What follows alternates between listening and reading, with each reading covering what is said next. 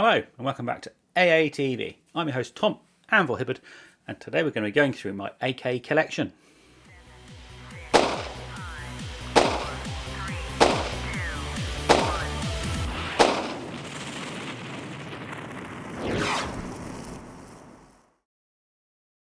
As you can imagine, currently with the beer virus, it's very difficult to get out to the range or to get to a site to do some filming. So I thought I'd take you through some of my collections over the Christmas period and show you what I've got. I've been reminded by the camera person that there's quite a lot of airsoft guns in the house, and I thought I'd take you through some of them and tell you all about them. Today we're going to go through my AK collection and just why I've got 5 of them. There's probably 2 ways of looking at this: the order in which I acquired them, or the order in which they were developed as real firearms. So we're going to go with the second.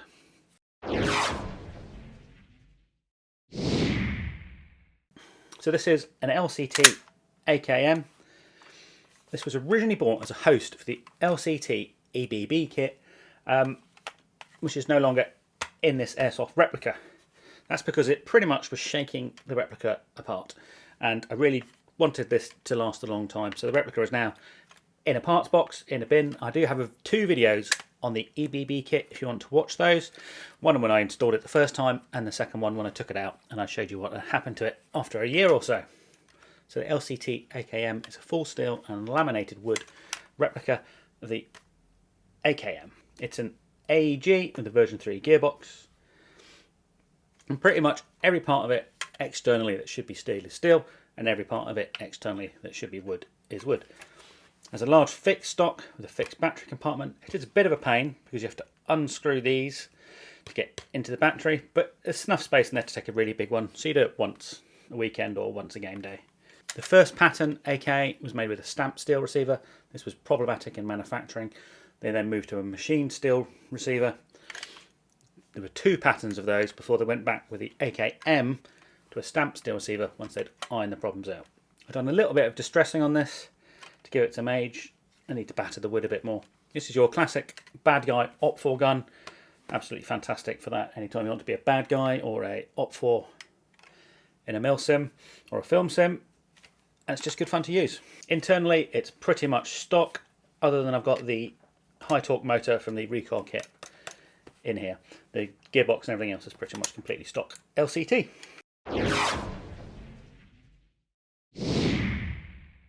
Okay, next we're going to do my LCT AKS-74U. This was originally bought after a magazine article I wrote called The Naked Gun, and I wanted a lightweight rifle not covered in tactical accessories. Again, it's an LCT, it's steel where it should be steel, it's wood where it should be wood. It's an extremely nice, well-built replica. What are the main differences between this and the AKM? Well, this was developed later, obviously 74, and was developed to meet a need that the Soviet Army saw after the Vietnam War for a flatter shooting, faster projectile to make hits more easily. They developed the 5.45mm cartridge as opposed to the 7.62, which is the AKM fired.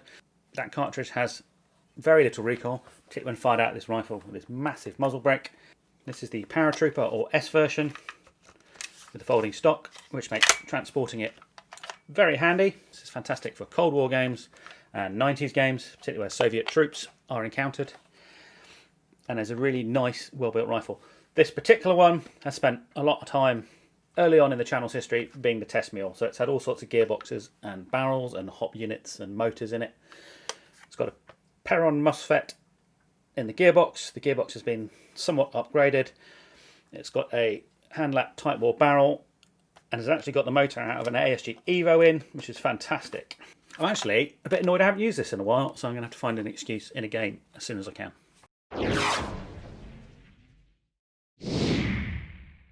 Next up, we have this Cyma AKS-74U.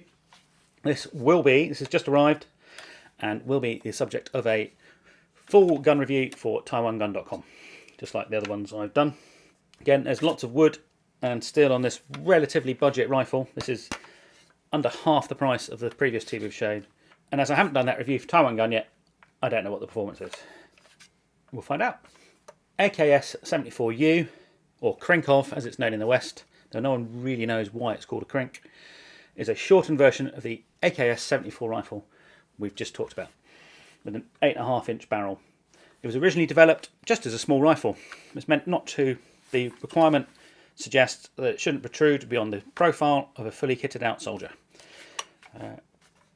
First users were Spetsnaz in Afghanistan. They didn't really like it. In Afghanistan there were a lot of open spaces, and the reduction in barrel velocity resulting from the very short barrel made it very hard to make hits any sort of distance. They were, however, very beloved of helicopter crews and tank crews, as you can imagine, because of the short size. Particularly with the stock folded, it becomes a really small, handy little package. For most airsoft uses, the lack of barrel length makes no difference whatsoever. It just becomes a very short, handy little rifle. These have ceased production in Russia, and it's been taken over by the model we're going to show you next. So next up, we have what was my main rifle for a couple of years. This is an LCT AK-104 or 105, depending on what magazine you've got in it. The only difference is the calibre of the round it fires. So if you put a 7.62 mag in, it becomes one gun. You put a 5.45 mag in, it becomes the other one. It's not a perfect replica of the AK-104, as the real ones have a hinge stock, so LCT do make a version of that. This one is the kind of tactical version with the fixed collapsible stock tube. As it was my main rifle for quite some time, it did have loads of changes. I used to have Magpul furniture front and back. It was quite a cool look. I'll see if I can drop in a picture. But seeing as that was civilian American furniture, I wanted a military replica. So I've gone down the Alpha AK route with some clone Zenitco parts, this Midwest rail, which I've seen reference photos of, and the Magpul CTR stock, which again I've seen reference photo of Russian Special Forces or Spetsnaz units using. Internally, not much is left in the original gearbox apart from the shell, and I think even one half of that shell is different, as I managed to strip the fire selector screw. It has a Titan, has high-speed gears, has a high-torque motor, has a new cylinder, has a tight bore barrel, this Prometheus flat-hopped. So really nice gun. I very rarely use it anymore, which again is a bit of a shame, as I no longer do that Russian Special Forces loadout in my day-to-day gaming. It's a bit of a shame really, because I haven't really used this in a couple of years. In anger, the loadouts I do now are either kind of retro US or British. So kind of fallen by the wayside. A really nice gun. There's some really good bits in it, and I'm looking forward to using this again as well in the new year.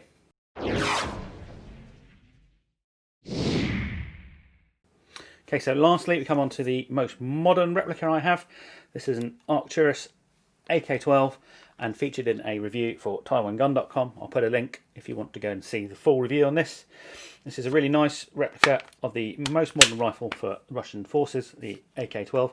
It's not the prototype you may have seen in video games and online. This is now the production version based off the AK-200/400, which is much more closely linked to the existing AK-74 with some changes. Biggest changes are, of course, the continuous Picatinny rail. It's not monolithic, it's two parts, but you still have ample space for mounting scopes and optics and everything else. There's pick rail on the bottom of the handguard. This is a free float front handguard. In the other rifles we've shown you today, the handguard is clamped to the barrel, so it affects the harmonics. In this one, the barrel is free floating. Just like many Western rifles, it has a collapsible stock, but this one is also folding and folds and latches to the left hand side, which is really nice. It retains the fire selector in the conventional place for an AK, but it has this ledge, so you can flick it up and down with your forefinger a lot more easily.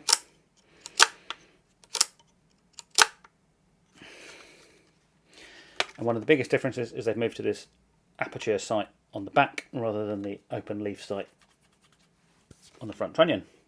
The gas block is integral to the sight, just like on the AK-104. There have already been some changes, mainly in the furniture, to the version in production. This Arcturus AK-12 did really well in our testing. Probably one of the best stock guns in terms of performance and range and accuracy that we've had on the channel. Internally it's completely stock. It's just fine for normal airsoft skirmishing. I really don't have any sort of desire to upgrade these. To be honest, these days I don't really upgrade my guns anymore. I've got a couple that I do. They're like my gaming performance guns or my competitive guns. Most of them are there for kind of LARPing, dress up, fun purposes, and I'm not too fussed about the performance out of those. And this is definitely one of those, and it's good enough already, so I'm quite happy with it. So I hope you enjoyed this look at my Airsoft AK collection. If you like what we do, please consider supporting the channel on Patreon. and I want to thank everyone that's already supported us. Thank you so much. That means we can carry on doing what we do and help us stay independent. If you want to buy some merch, there is a link down in the description to our Teespring store, and you can get some cool t-shirts. If you can, please like and subscribe to the channel if you don't already. And most importantly, stay safe, and we'll see you soon.